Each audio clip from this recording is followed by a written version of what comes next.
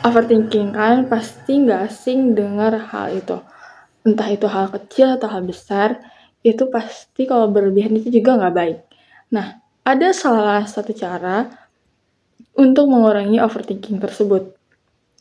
Dengan cara, ada salah satu aliran filsafat namanya stoikisme.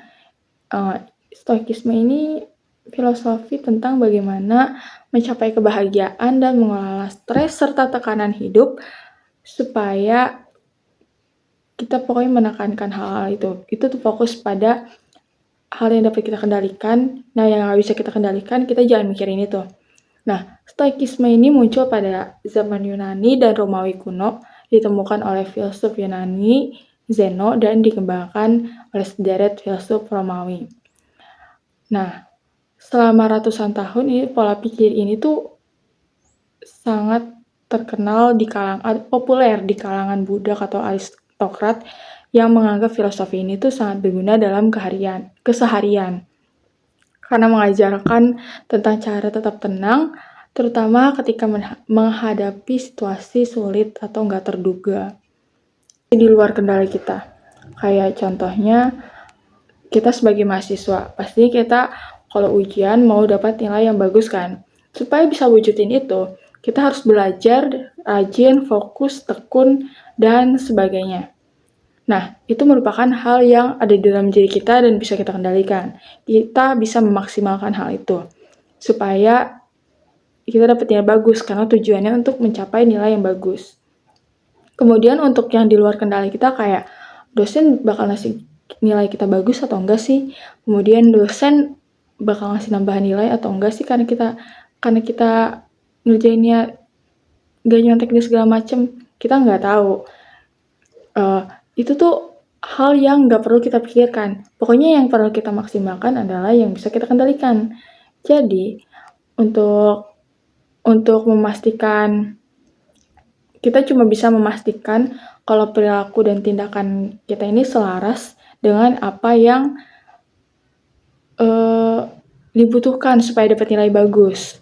Nah, terus kayak semakin kalau mencoba untuk kendaliin apa yang di luar kendali kita, itu semakin frustasi dan kecewanya kalau misalkan nggak dapet nilai bagus, itu frustasinya bakal lebih-lebih. Jadi, yang terjadi di luar harapan kita tuh bakal menghancurin kita sendiri. Jadi, lebih baik untuk mengendalikan apa yang bisa kita kendalikan, memaksimalkan apa yang bisa kita lakukan. Kalau dapat nilai bagus ya syukur, tapi kalau belum ya kita nggak usah mikirin itu. Kalau mikirin itu kita ngabisin tenaga atau waktu yang nggak sedikit untuk ngeluh dan segala macam. Kita cuma punya kendali penuh untuk memutuskan apa yang mau kita perbaikin. Kayak udah kita nggak dapat nilai bagus, tapi kita udah maksimalkan. Jadi kita perlu mencoba lagi untuk lebih memaksimalkan belajar kita. Kedua ya kita pasrah. Kita nggak harus capek untuk memikirkan dan merasa kecewa untuk ngabisin waktu untuk merasa kecewa sama diri kita. Nah, sama halnya kalau soal kayak keinginan kita disukain orang atau enggak.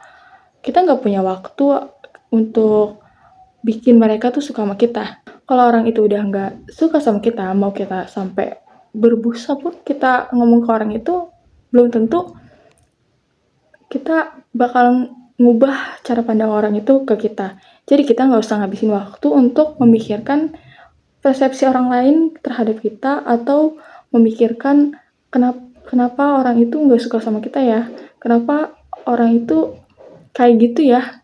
Jadi kita nggak usah ngabisin waktu dan buang-buang waktu buat energi atau adu mulut meyakinkan orang lain itu bahwa kita ini baik.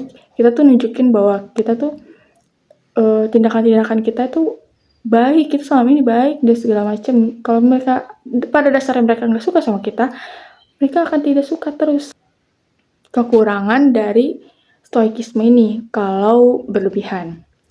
Stoikisme ini kalau fanatik stoikisme banget, yang pertama dia karena tadi untuk menekankan emosi supaya lebih tenang dan segala macam, kita cenderung untuk menahan emosi itu. Padahal emosi itu harusnya emang harus dikeluarkan atau sesekali dikeluarkan. Kalau kita terlalu memendam emosi,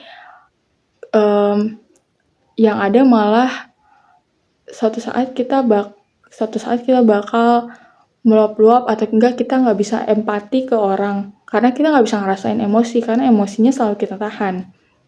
Jadi untuk pendekatan ke orang lain yang emang membutuhkan emosi itu kita menjadi kurang mampu untuk menjalin hubungan dengan orang karena tadi kita selalu memendam emosi. Nah, selain itu kalau kita yang pertama tadi juga karena terlalu memendam emosi itu bakal berdampak ke kesehatan mental kita juga.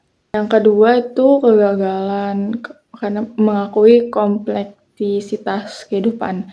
Nah, yang terlalu stoikisme ini cenderung menganggap bahwa dunia ini sangat sederhana, hidup ini sangat sederhana.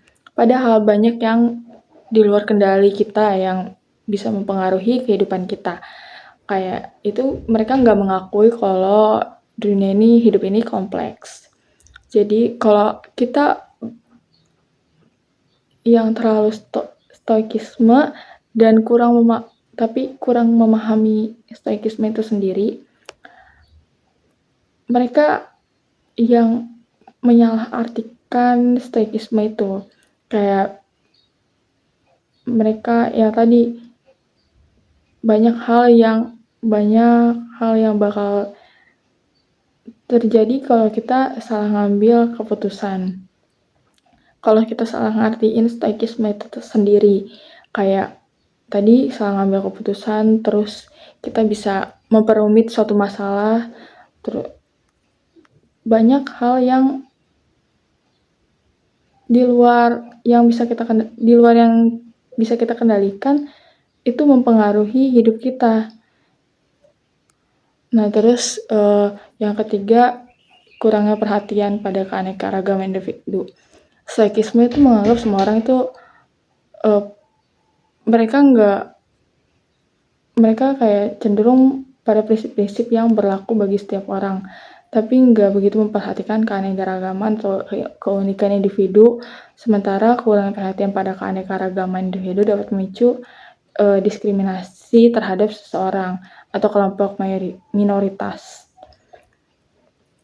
Itu bakal mengakibatkan inklusi dan keragaman dalam berbagai aspek kehidupan sosial sehingga membuat seseorang itu merasa nggak dihargai atau diabaikan. Ketika suatu kelompok hanya mengandalkan satu cara berpikir, itu bisa menghambat kreativitas dan inovasi dalam mengatasi masalah. Kemudian yang keempat itu menekankan determinasi. Itu stoikisme ini sebagai pandangan yang terlalu pasif dan mengajarkan manusia untuk menyerah pada takdir. Jadi tadi yang udah saya omongin sebelumnya, kalau ada dua pilihan kita bisa belajar lagi atau kita menyerah. Jadi dia terlalu pasif. Ajaran ini tuh kayak cuma memikirkan kalau misalkan kita nggak bisa itu ya udah. Jadi ajaran ini tuh terlalu pasif, terlalu mengiming-imingkan untuk gampang menyerah, untuk gampang berpasrah pada keadaan.